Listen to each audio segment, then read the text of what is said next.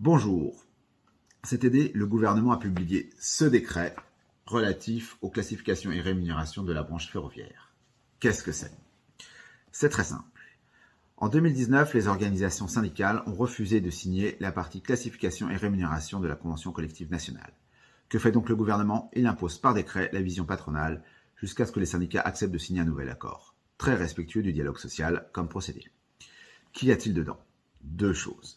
D'abord, ce texte définit pour chaque emploi type des critères classants afin de déterminer le salaire minimal garanti par emploi type. Cette disposition permet au patronat de rompre avec la logique qui prévalait à la SNCF lorsque le statut était la règle. Qu'on soit fonction RH commerciale sur un métier très technique, la position d'embauche était la même et ne dépendait que du diplôme d'entrée. Demain, à diplôme égal, plus de salaire égal. Le salaire minimal d'embauche de spécialités techniques très demandées, comme les électriciens par exemple, sera supérieur au salaire minimal d'embauche des fonctions administratives, commerciales, RH, etc. Pour la CGT, c'est une rupture d'égalité inacceptable. Mais surtout, ce décret définit les salaires minimales d'embauche de la branche ferroviaire. Ces minimums sont très bas, tant au regard des salaires pratiqués à la SNCF que dans les entreprises privées. Par exemple, entrée de la maîtrise, dans le décret 1 450 € pour 1 700 € net au statut à la SNCF.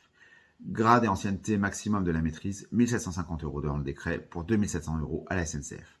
Pour les cadres, c'est la même chose, avec une fourchette qui va de 1 900 € à 4 000 € dans le décret, alors que pour les agents au statut, cela va de 2 200 € à 4 500 € à la SNCF.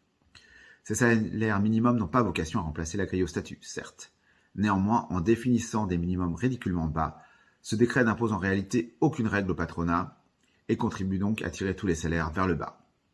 À l'inverse, à la CGT, nous proposons un cadre social harmonisé de haut niveau pour toute la branche ferroviaire. C'est une grille de salaire avec promotion automatique à l'ancienneté qui soit identique pour toutes les fonctions et pour tous les agents au statut, en CDI et aussi dans le privé.